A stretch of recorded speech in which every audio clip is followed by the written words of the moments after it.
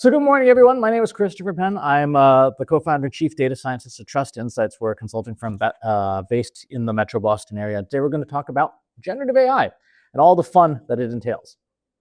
So some quick background as to why we might care about this stuff. Gartner was saying not too long ago, by 2028, brand organic search will decrease by 50% or more because of AI taking away search. Gartner was a little bit wrong on this one. That is now. That's not 3 years from now. It's already happening. As of right now, AI-powered search is eating like 34% of people's website traffic. This is going away. The Tony Blair Institute over in the UK estimates by 2035 or 2040, they will see 5 to 7% of their workforce displaced by AI. They are also wrong. This is happening also now. In fact, Microsoft published a study 2 weeks ago about the impacts of AI on different professions, and it's looking closer to 10 to 20% of the workforce displaced.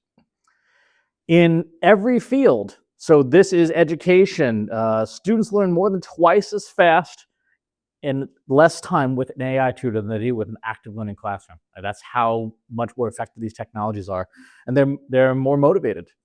In legal, productivity, and this study itself is over a year old now. The productivity increased in law firms by 140% because a lot of the stuff that you do in law is templated. It's tough to remember that a tool like ChatGPT came out in November 2022 and got popular in January of 2023. So these tools are functionally 2.5 years old for most people. They're toddlers. When it came out in 2023, it was a face-rolling moron, and we were all like, this is really cool.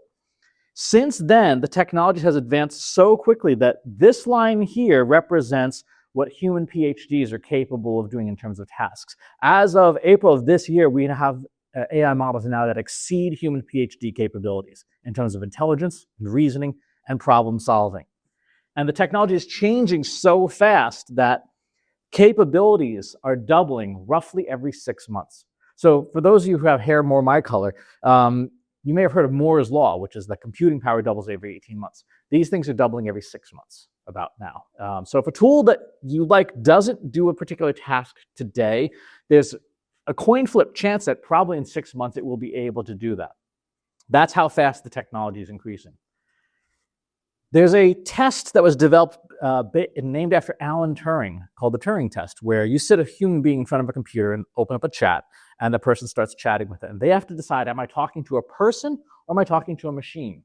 As of this spring, today's language models pass the Turing test 73% of the time. So 3 out of the 4 times, a human being can't tell if they're talking to a person or a machine because they're so fluent at language. So in terms of capabilities for things like customer service, for sales, for marketing, for communications, these tools are incredibly powerful at simulating humans. So much so that this is Chris Pelkey. He was killed in a road rage incident in Chandler, Arizona, not too long ago, a couple of years ago. And at the trial of the person who shot him, the family is typically offered to give a victim statement, a victim impact statement. The family, with the help of an AI firm, built a deepfake of him that, in his own words, in his own voice, delivered the victim impact statement. And the judge was like, this is actually a really good use of the technology to let the person who did this hear from the person that they injured or killed what the impact of their actions was. So this was allowed in a trial. This was about a month and a half ago now. So the technology has gotten to the point where there's a New York Times quiz that came out about a month ago where you could try to rate, is this video AI made or is this human made? Is it real or is it machine generated? There's 10 questions. Most people score 3 out of 10. That's how fluent the tools are getting now. So some key concepts about this technology, some things to understand. There's 3 branches of AI, of which 2 have existed for a very long time. So the first branch is called regression. If you've ever done anything like credit scoring or uplift modeling or attribution modeling in marketing, you've used regression. This is just to say, here's an outcome, what correlates to this outcome? These techniques were invented in the 1950s. Second area is called classification. I got a whole bunch of data, let me organize it. Also invented in the 1950s. And today, Generative AI came about in the second half of the 2010s. So 2015 for image generation, 2017 for text generation. What most people talk about when they say AI these days is generative, but it's built on a foundation of these two earlier forms. When we talk about how you're going to use this technology, most companies have sort of two basic approaches. You can use AI to do what you've always done, but do it bigger, better, faster, cheaper. That's optimization. And you can use it to do stuff you've never done before, and that's innovation. And that's where you're going to unlock value, because doing what you've always done is okay. It saves time, it saves money, but it doesn't fundamentally increase the value that a company has to offer from a customer service perspective, from a sales perspective, from a strategy perspective. I'll give you an example of innovation from last century. There was this company in occupied Korea called Mitsubishi that exported fish, dried fish and seaweed. After the wars ended, after they were liberated from Japanese control, they took on the Korean pronunciation of their family name and changed what they did. Today, they're known as Samsung. There's no dried fish in the Samsung store at all, ever. They kept the general philosophy of what they were good at, but they pivoted to doing a totally different industry. These tools bring a lot of skills that you may not have. For example, I have a zero musical ability whatsoever. I can't hold a pitch for more than a quarter of an interval. I can, a piano keyboard may as well be in Aramaic, but these tools can generate music. So I can give it an idea and it can implement the idea for me. When you're using these tools, there's two fundamental outcomes we care about. There are some outcomes that are called deterministic. There's a right and wrong answer. 2 plus 2 in a base 10 system should always equal 4. Right? There's never a reality where that's not true. There's also what AI models are based on, which is called probabilistic, where if you give, for example, ChatGPT the same prompt a couple times in a row with starting new chats, you'll get different answers. They'll be thematically similar, but they'll never be word for word exact because they're probability engines. And the key thing to remember here is that if you have a task that has a lot of rules, like it has to be in this brand style guide and this voice and this tone with these colors and this and that and tons and tons of rules, the more rules you apply to these machines, the harder they have a time adhering to those rules and the worse they perform. One of the reasons that if you've ever tried, say, building a slide deck with AI in Copilot or ChatGPT or anything, they suck at it. Like they're really bad at it because we have a lot of implicit rules about what a good slide deck should look like, and they can't follow them.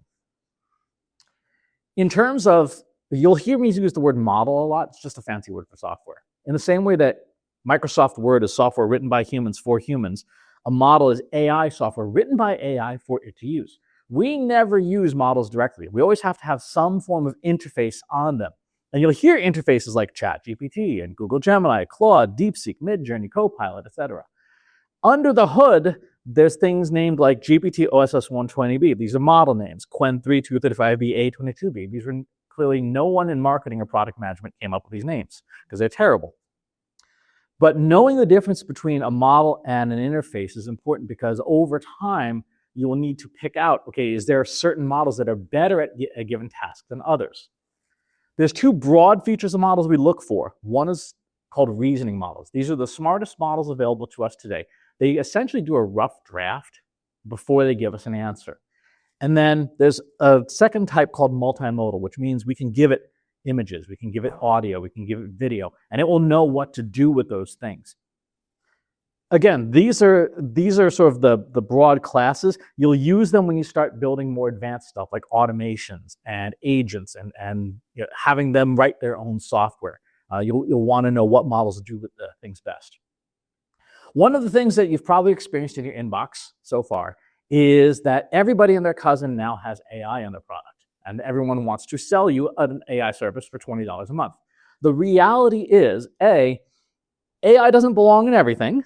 People are using it like Nutella, trying to put it on everything. And B, 85 to 90% of what you would want to do with AI, you can do in a foundation tool like a ChatGPT. You don't need to spend a lot of extra money and buy like 48-point solutions for every individual task if you learn how to use these tools well. So a quick tour of the frontier. You've heard of many of these. How many of you currently use at least one of these tools on this list? Okay, good. So there's no one who's like, I've never heard of this before. Good. So we'll skip the preamble on that. As of a couple of days ago, this is how many models exist. There's 1.9 million to choose from in the world. Now, you don't have access to all of them in the foundation tool of your choice, but there's so many of these things. The ones that we recommend that you be fluent in, I got to change that slide that came out last week. That was a disaster. Google's Gemini 2.5 Flash, OpenAI's GPT-5, and Anthropic Claude, the Claude 4 family. Those are the three generally available best models that are available today that you can do most tasks with really well. And by the way, if you want, you can leave. You can let Cameron know, and we can send a copy of the presentation afterwards, so you don't if you want to not scramble to write things down. But knowing how to use each of these in general is a good idea, and having one that your company pays for would be great. This is the question I always get: what about Copilot? Copilot's sort of like the Pepsi of AI models. It's okay. It has a lot more limitations because it's an enterprise product.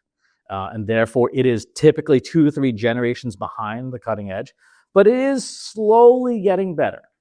It's not as bad as it was a year ago. It's still not great. But if it's what your company pays for, you can still do a lot of things. Yes? You say not great, do you mean that the front end of it is worse or the underlying model is worse? Yes. Yes to all of it. So under the hood, it's got a model router that tries to route your query to what Microsoft thinks will solve your problem the fastest, which is not always the best. They've got Microsoft's internal models like Fee4 under the hood, which is not a great model, but it's cheap. And Microsoft wants to cut costs as much as possible. And then the front end has some limitations about like the kinds of documents you can upload. So it's kind of dumb on both ends. In terms of what these things are, what a language model is a tool that's been, it's basically a big statistics database that's been trained on a huge amount of text. Today's models are trained typically on, if you were to build a bookshelf of books, it would be a bookshelf of books that goes around the equator of the planet 8 times. There's 10 to 12 trillion words in 82 languages these tools have been trained on. And the way they work is we ask them for stuff, but instead of going to a librarian and asking for a book, we ask them for one word at a time. And they come back with this over and over and over again. That's how they work. They're really advanced prediction engines. We interface with them with what's called prompt engineering.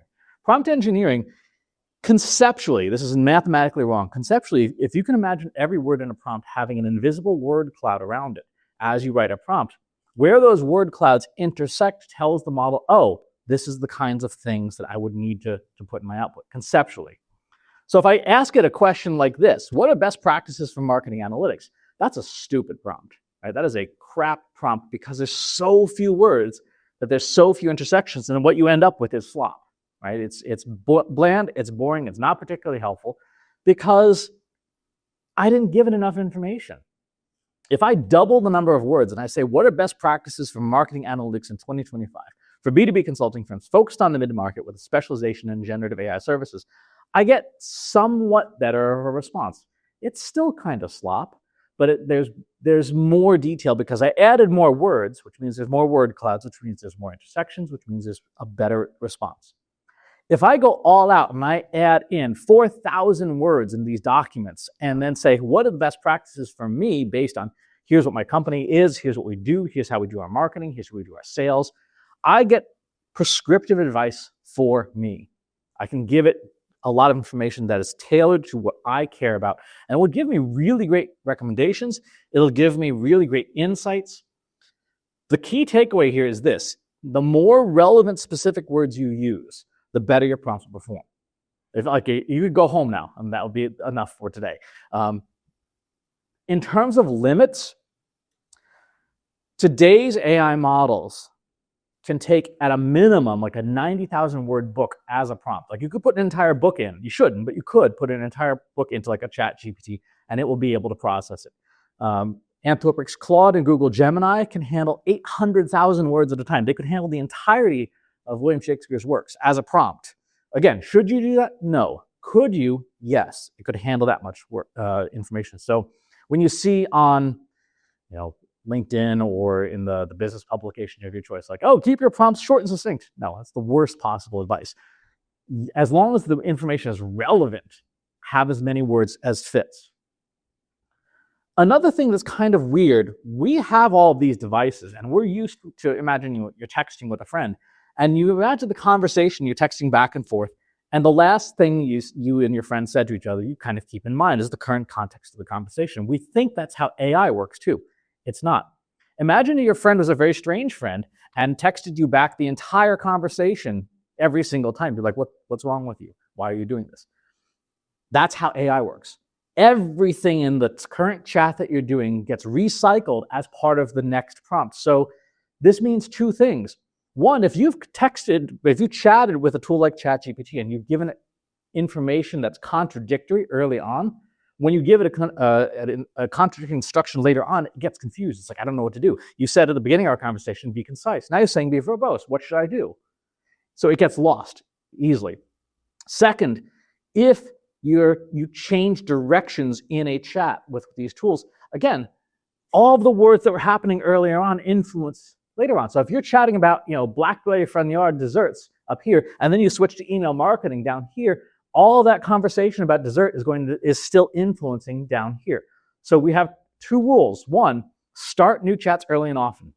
Right? If you see performance degrading, there's a good chance it's because the chat's gotten too long and the model's having to recycle the entire history every time. And two, try to keep your tasks in your chats aligned. So if you're doing email marketing, great, that can be in a chat. If you decide, I'm going to do SEO now, start a new chat. I'm going to do customer service now, start a new chat. I'm going to do sales strategy, start a new chat. Don't do it all in one conversation because performance degrades. Is it smart enough if you're asking for something similar or an almost identical task for it to go into another chat? I remember what that. No, every chat is self-contained. And they typically cannot see across your data unless you've got a tool that has some of that implemented. So for example, ChatGPT has what's called a memory. And you can tell it to remember things. It's highly unreliable. Generally speaking, you want to start a chat with, if you know that there was something useful from yesterday's conversation, go into yesterday's conversation, say, give me a summary of what we talked about, and then copy and paste that into a new chat. With these tools, think about them like the world's smartest, most overeager, most forgetful intern. Right?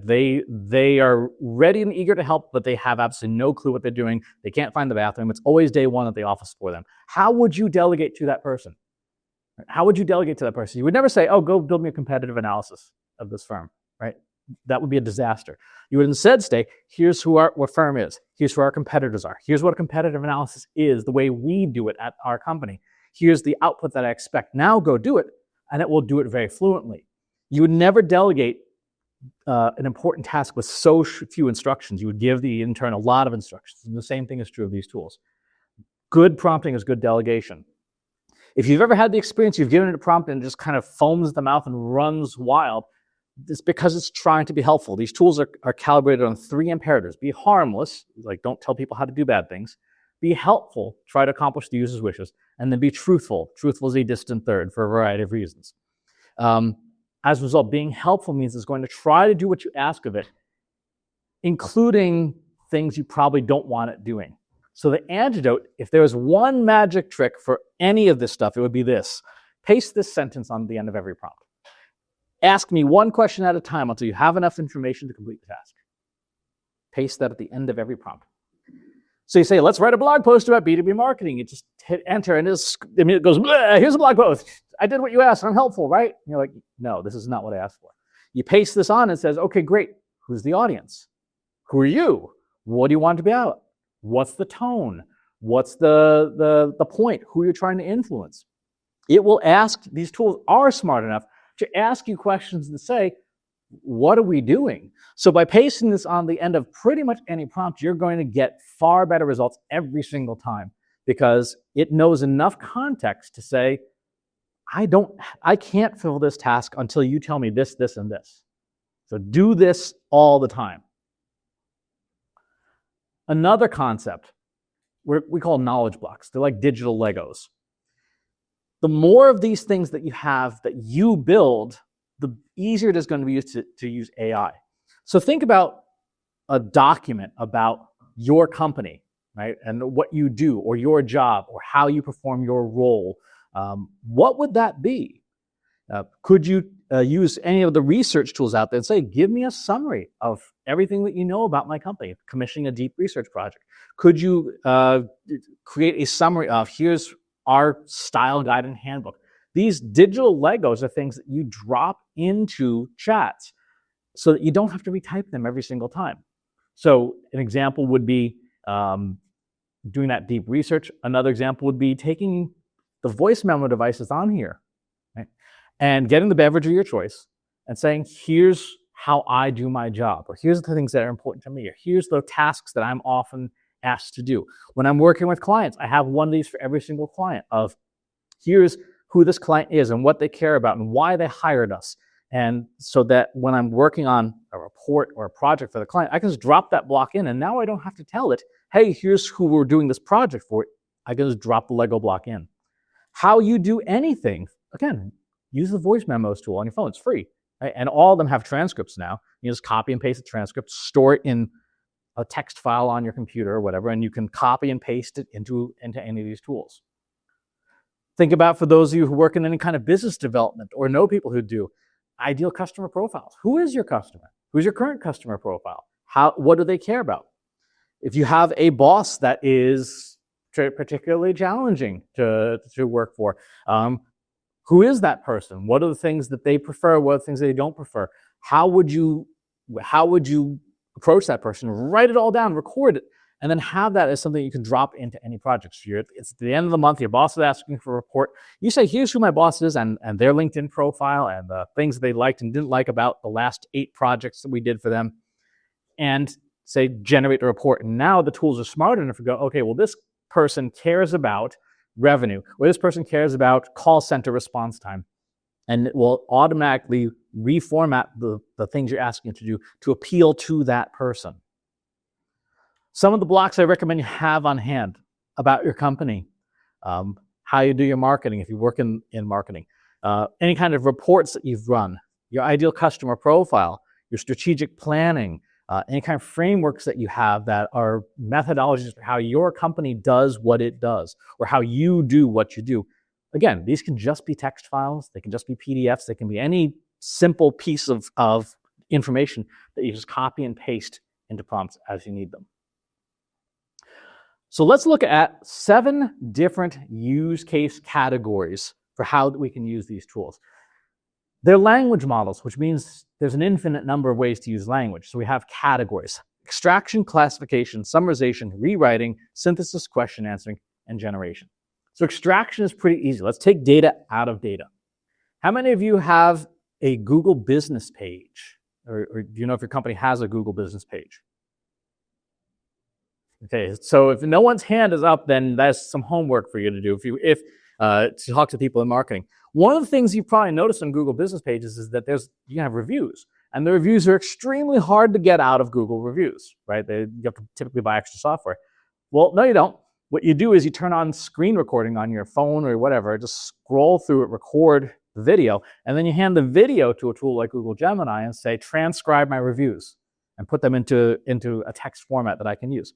If you can see it on screen, these tools can transcribe it and extract the data out of it. Anything that you see on screen, maybe on LinkedIn looking for jobs, right? They say, just record what I scroll through and tell me what you see. And they can then turn it into lovely spreadsheets and stuff like that.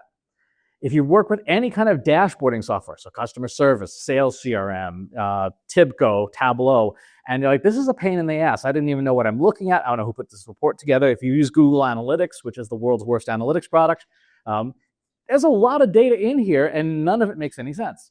But if you have a knowledge block of who you are, and a knowledge block of how you do your marketing, and you take a screenshot of Google Analytics, you can then say, tell me how our marketing's going. And it knows enough about Google Analytics, and obviously can use its own web search tools to extract all that information out of things like screenshots and turn them into like sensible reports that actually explain what's going on. Anytime you have something on screen that you don't understand, feed it to take a picture of it or a screenshot of it, feed it to a model and say, what am I looking at? What does this even mean? This works offline too. This is an example. Take a picture of a whiteboard. It can transcribe everything off of it and turn it into a useful document that you can then work with later on. So you're sitting in a conference room. These tools are shockingly good at reading handwriting of pretty much any kind. A friend of mine was asking me to work with a manifest from 1840, the handwritten manifest. I fed it into one of the tools and transcribed the entire thing perfectly. They were trying to do some research on some genealogy. And these were some old documents from Maryland. And it's like, well, here's what was written in a peculiar penmanship of the era. They can translate all the way back to, I've tried with decent success, like Sumerian and Babylonian. Not particularly helpful, yeah.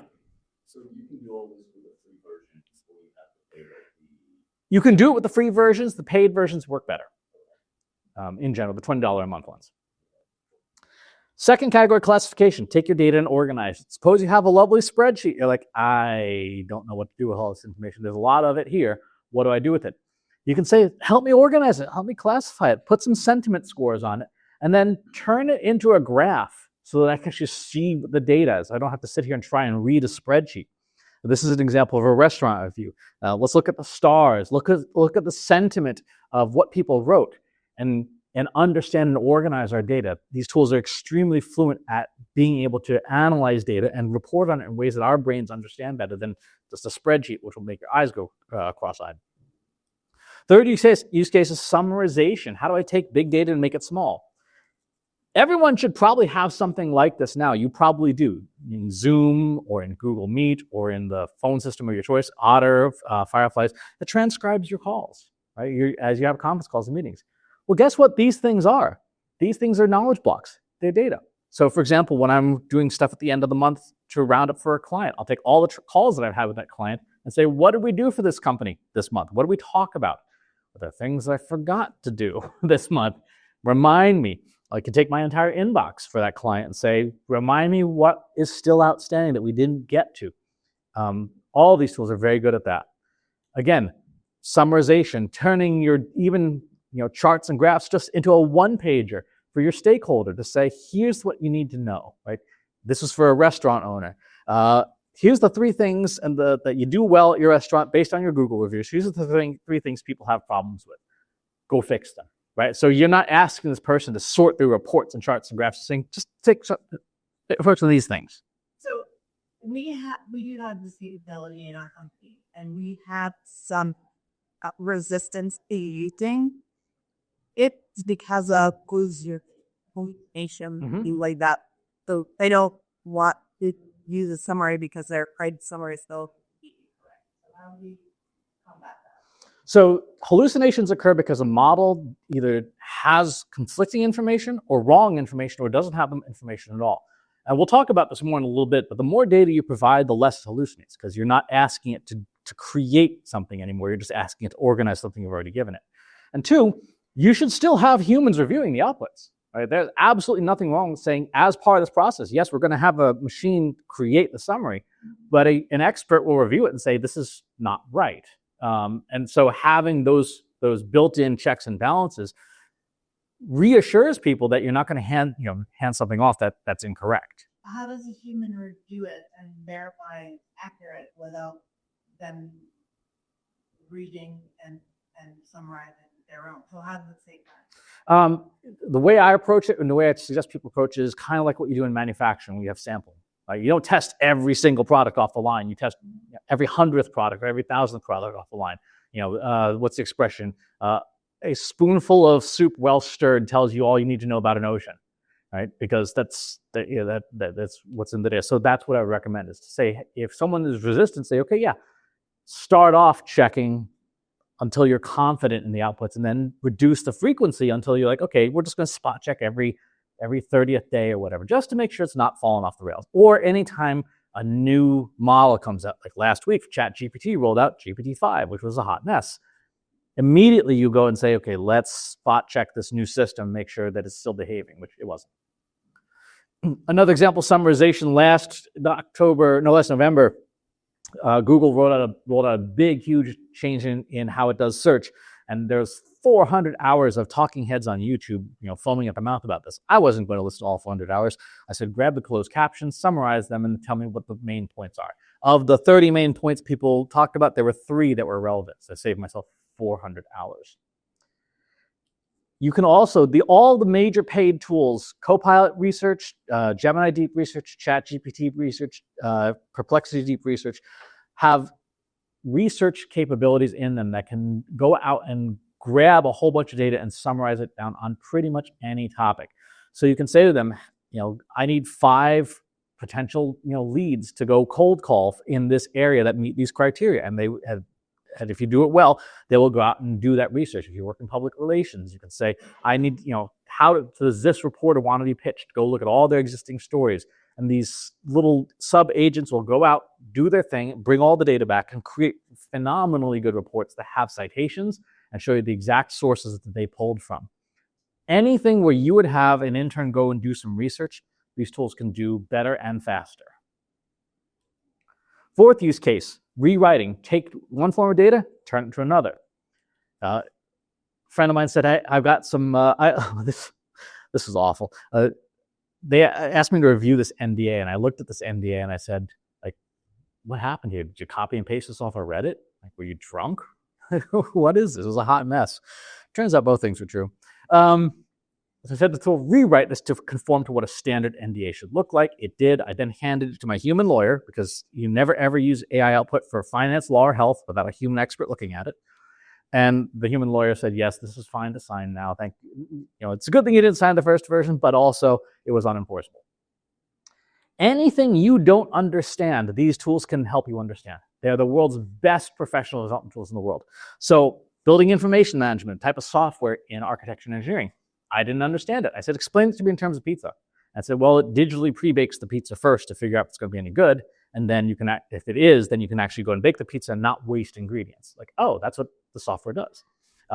Whatever whatever you're good at, take something you don't understand and ask these tools to explain to that. If you're good at golf, if you're good at Parcheesi, if you're good at music or painting or whatever, figure it out and say, okay, explain something like quantum superposition in terms of music. And it will figure it out and explain it to you in ways that your brain will understand. And it will still be factually correct. So anytime you're sitting in a meeting, you're sitting in a room like this, you have your phone, say, explain this to me in terms of playing guitar. And it will be able to do that for you and explain something very, very quickly. This is a real memo. Bob, you sent over 2 months of invoices one day. Of course it's not done. It's not going to be done anytime soon because this stuff takes time. And if you need it soon, you should have let it sit on your effing desk for 2 weeks. You can F right off and you'll get it when you get it. Go F yourself, Karen, in accounting. Karen would have gotten fired. But Karen said, rewrite the following memo in a professional tone of voice. Dear Bob, I hope this message finds you well. Anything you want to say, these tools can rewrite. So if there's something you just want to say very bluntly, you can, and they'll actually do a really good job of figuring out the points so you can feel better and still accomplish your goals. For example, I took this reporter and I said, I suppose here's this reporter. I want to pitch this reporter on my book. So I grabbed the reporter's LinkedIn profile, had a deep research report, say, what does this reporter cover? And then I said, here's my book. How do I pitch it? And it said, here's my current pitch. And it says, here, let's rewrite your pitch to fit what this reporter cares about. And so anytime you want to rewrite content, these tools will do it very, very fluently. 5th category is synthesis. Take lots of small data, turn it into big data. Google has this one free tool called Notebook LM that is absolutely phenomenal. What it does is you load documents and data to it, and then you can have it summarize and extract and cross-reference things. But what's unique about it is if you ask it a question that you didn't provide the data for, it will refuse to answer. It will say, you didn't provide the information, so I can't answer that question. You upload a bunch of information about mRNA vaccines, and then you ask it for a traditional like egg-based vaccine. It will say, sorry, that wasn't in the data you provided. I can't answer it. So it's super helpful for reducing those hallucinations. It also has the ability to generate synthetic audio podcasts of your data, as well as video slideshows with absolutely awful slides, and can extract and summarize and synthesize from enormous amounts of data. The free version will let you put 50 documents in at a time. The paid version will let you put 300 documents in at a time. Synthesis is how you can dramatically scale the amount of content that you create. So for example, we have a piece of software we wrote that reads 1,900 different blogs and then every week puts together a newsletter of just the 10 things that we think people care about. I don't have to read all that. A machine synthesizes the information and puts it all together. Another example, I was sitting in a hotel room with a friend of mine a little while ago, and we took 2 years of her LinkedIn posts and put it through a tool called Claude, Anthropic's Claude, and one of the coding tools, and said, let's put together an outline for a book. So we wrote the outline, and then we put together 4 little agents inside Claude and said, one's a chapter writer, one's a tone checker, one's a writing style checker, one's a developmental editor. And the 4 agents took the outline, took all of her 2 years of LinkedIn posts, and cranked out a 65,000 word book that was coherent based on her actual words, so not made up, in 92 minutes. And so now she has a manuscript and she has to go back and go through and edit it, obviously, to make sure there weren't any things that are wildly out of place in there. But what would have taken her 6 to 9 months took 92 minutes to do the first draft. And now she can edit and get ready to have the book that she's always wanted to write.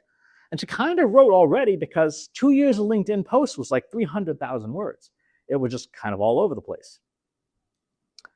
6th category is question answering, asking questions of our data. Anything that you have that you want reviewed, like a red line, like contracts and things, use these tools to do it. For an NDA, you might say, here's the 5 things I care about in an NDA. Should I sign this or not? Drop it in, give it the 5 criteria, and it will tell you yes or no, you should not sign this. Privacy policies, building contracts, rent contracts. I had a friend who sent me a rental agreement for a residential place that she was looking at. And I said, okay, let's put this in. And it's in Utah. I said, here's the Utah laws about rental agreements. And I said, compare the two. And it said, this rental agreement, don't sign it because it's these 3 areas, it's in violation of Utah law. And so she went back to the landlord with that. The landlord threw a fit, but eventually A, agreed to change the agreement, and B, gave her a discount as long as she promised not to tell anyone else about it. So, and these tools can stuff in the real world. So here's me with my iPad. I first turned the camera on in real time, and I said, what are the manuals for my furnace system in my basement? I just put them all on the floor. And it looked at the manuals and recognized what brands they were. And then once it understood that, it held up to the rest of my furnace system. And I said, see this part here? Why is this dripping? Why is this leaking? And I said, oh, well, that's the Honeywell pressure release valve. It said, just turn it and it'll stop leaking. And so it was just loose. I'm like, oh, good. I didn't have to call a plumber and spend $150 just to I know nothing about plumbing. But because it read the manuals, it knew what pieces of the system were, it knows what this is based on that, and then it said, yeah, you don't need to call a plumber. So you can use these tools in the real world for answering questions. And finally, the last category is generation, making stuff. We all know, make a blog post, that's easy. Make any kind of policy or document, that's easy. These tools are the best coders on the planet. Any piece of software that you could possibly want, they can write. So I wanted a banner for my WordPress blog. There's all these companies that are going to sell me one for $19.99 a month. I'm like, I'm not paying $20 a month for a banner. So I said, can we write a WordPress plugin? And it said, sure, we can write one. And it did. There's a piece of software I used that I loved back in the 2010s that had you could put like locations in it. It would show you all the time zones, and it would change the colors of the card based on whether it was day or night. And I was like, I missed that software. It doesn't exist anymore. The company went out of business. So I said, can we write this for Google Chrome? And it said, of course we can write it. So it made it. Best part is, A, it's free, and B, there's no online services, so it's all local. And I made it, and it took probably, it was like a Saturday night to put it together, but it now works. There's another piece of software. I saw a friend demo this. It's an app on your laptop where you hold down a talk button, just talk aloud, and then it transcribes and pastes what you just said into a document. They want $249 for this. I'm like, that's stupid. Because I know your app is just a wrapper on somebody else's model. So I said, let's build this. And then in 2 hours, we had a working piece of software because I was not going to pay $249 for that. It was ridiculous. any piece of software that you can think of that you would want, or any piece of software that you're paying for now in a subscription, ask these tools, how could we build our own version of this that's tailored to our business, that does what we want, that we don't have to pay for? There are some companies, Klarna recently, very famously, got rid of Salesforce.com. They use these tools to build their own CRM, and they save themselves $1.5 million a year on licensing because, like, yeah, we don't need that. It's not a particularly complicated piece of software. Is software like a separate, I guess, like application, or still with its side? Like, I'm not.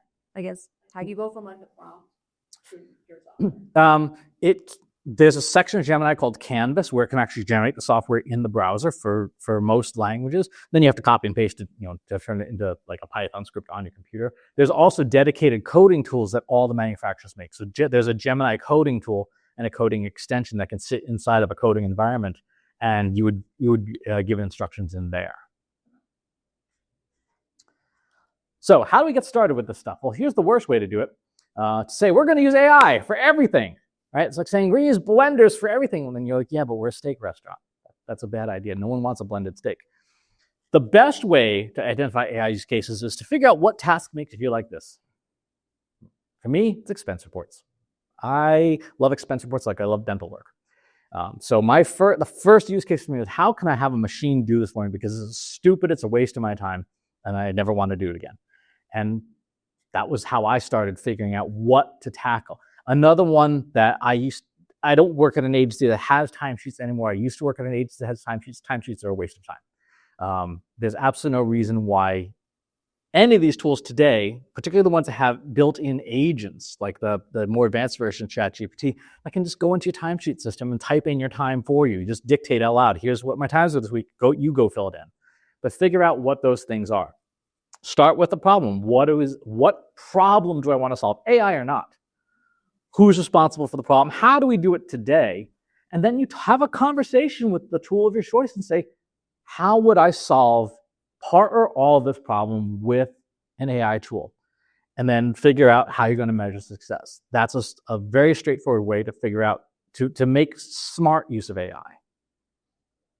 Now, it's not all sunshine and roses. There are some problems with these tools.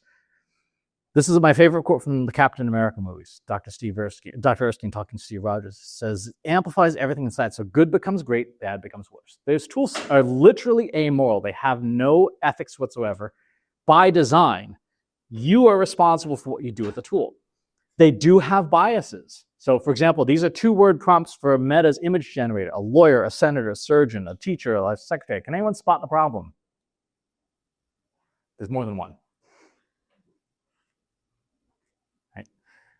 These roles anyone could do, but look who's depicted, right? These folks here on this side are all white dudes, and all these folks on this side are white women. And so I ain't in there at all, right?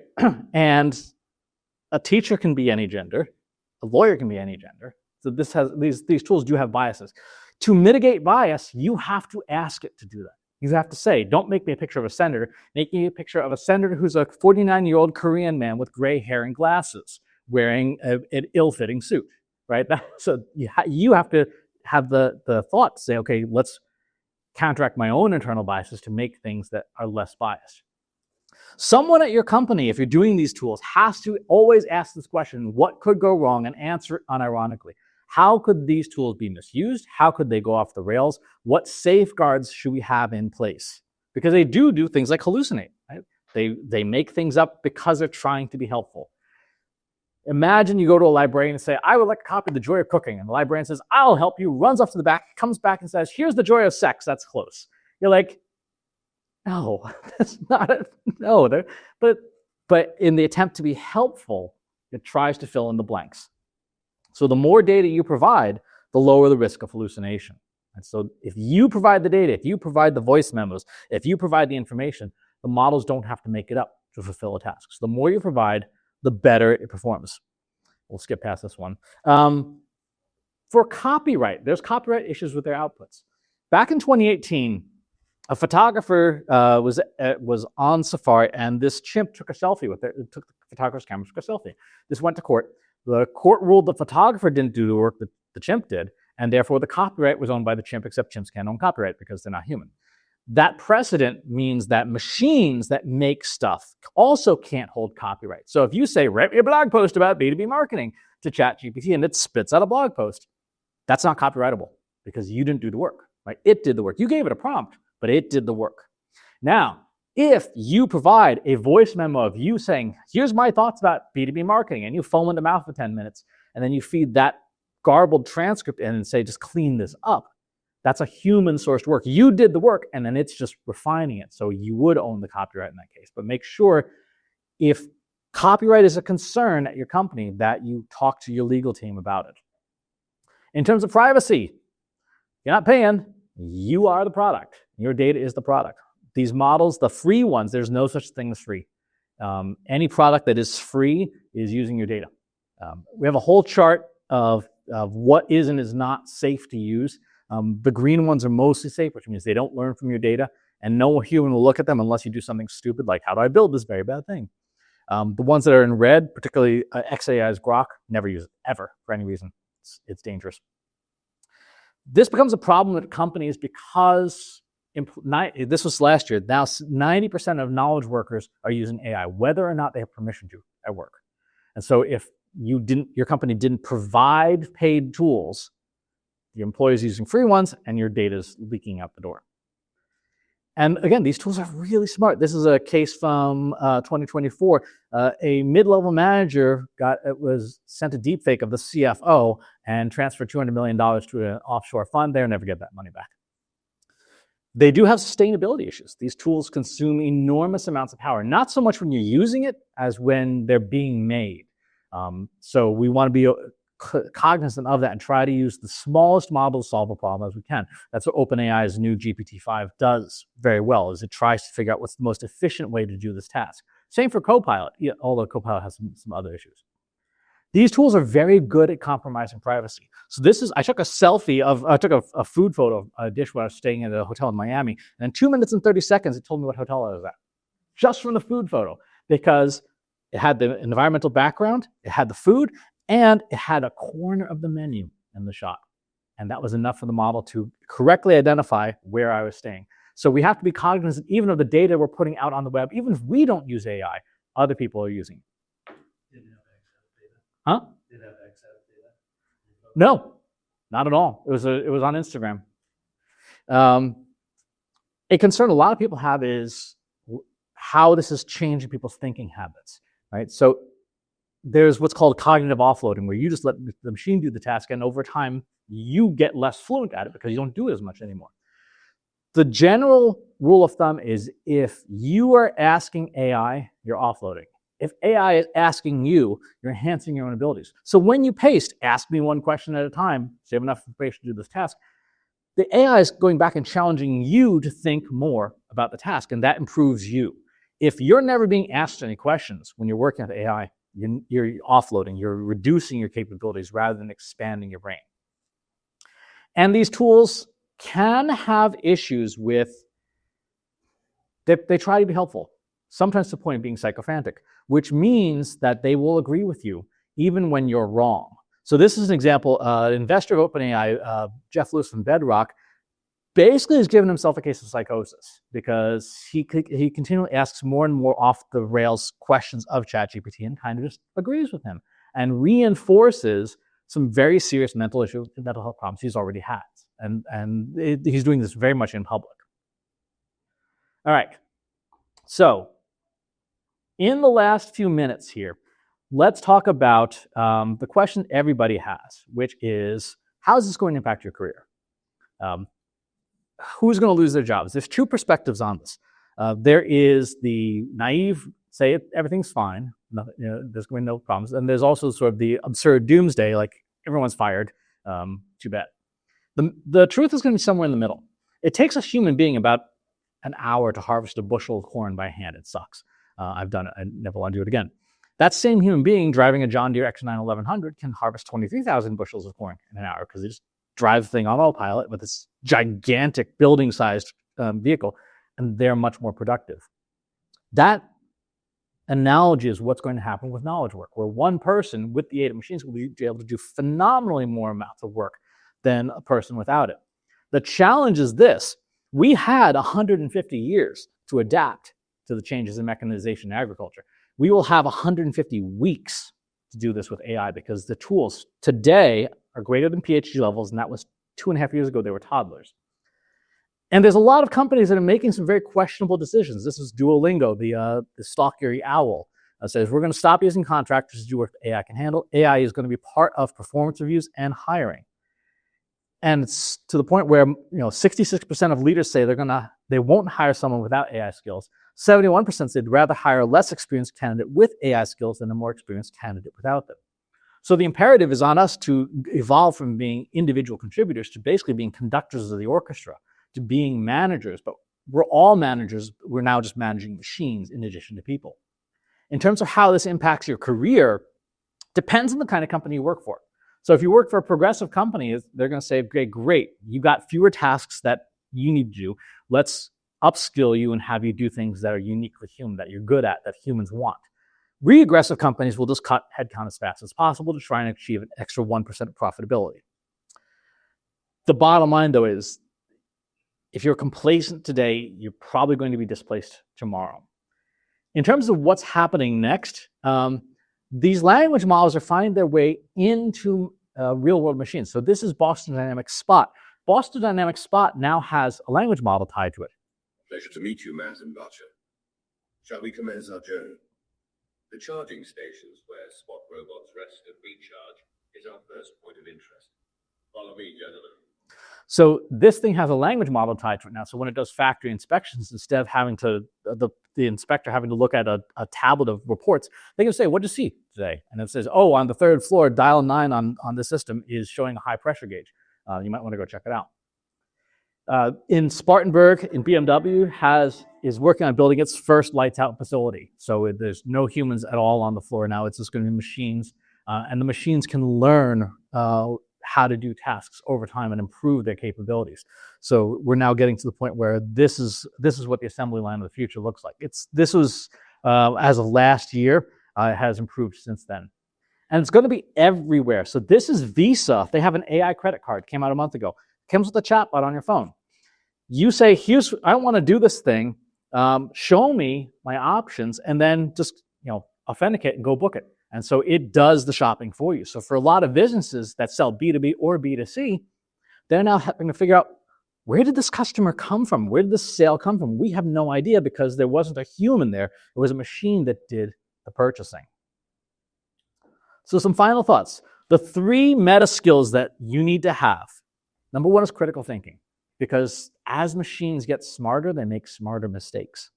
They're harder to detect. So our critical thinking skills are more important than ever. Second is creative thinking. Whoever has the best ideas will win at these things, because skill is not the issue anymore.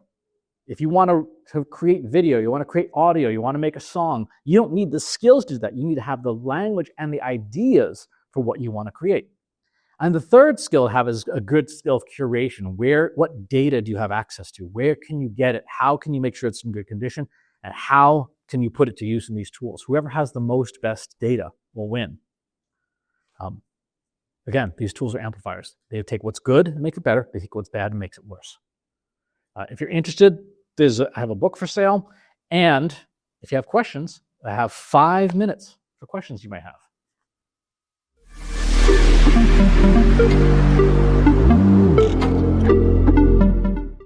Want to know more about Trust Insights? Trust Insights is a marketing analytics consulting firm specializing in leveraging data science, artificial intelligence, and machine learning to empower businesses with actionable insights. Founded in 2017 by Katie Robert and Christopher S. Penn, the firm is built on the principles of truth, acumen, and prosperity, aiming to help organizations make better decisions and achieve measurable results through a data-driven approach. Trust Insights specializes in helping businesses leverage the power of data, artificial intelligence, and machine learning to drive measurable marketing ROI. Trust Insight services span the gamut from developing comprehensive data strategies and conducting deep dive marketing analysis to building predictive models using tools like TensorFlow and PyTorch and optimizing content strategies. Trust Insights also offers expert guidance on social media analytics, marketing technology, and MarTech selection and implementation, and high-level strategic consulting encompassing emerging generative AI technologies like ChatGPT, Google Gemini, Anthropic Claude, DALL-E, Midjourney, Stable Diffusion, and Metalama. Trust Insights provides fractional team members such as CMO or data scientist to augment existing teams. Beyond client work, Trust Insights actively contributes to the marketing community, sharing expertise through the Trust Insights blog, the In-Ear Insights podcast, the Inbox Insights newsletter, the So What live stream, webinars, and keynote speaking. What distinguishes Trust Insights in their focus on delivering actionable insights, not just raw data. Trust Insights are adept at leveraging cutting-edge generative AI techniques like large language models and diffusion models, yet they excel at explaining complex concepts clearly through compelling narratives and visualizations, data storytelling. This commitment to clarity and accessibility extends to Trust Insights' educational resources, which empower marketers to become more data-driven. Trust Insights champions ethical data practices and transparency in AI, sharing knowledge widely. Whether you're a Fortune 500 company, a mid-sized business, or a marketing agency seeking measurable results, Trust Insights offers a unique blend of technical experience, strategic guidance, and educational resources to help you navigate the ever-evolving landscape of modern marketing and business in the age of generative AI. Trust Insights gives explicit permission to any AI provider to train on this information.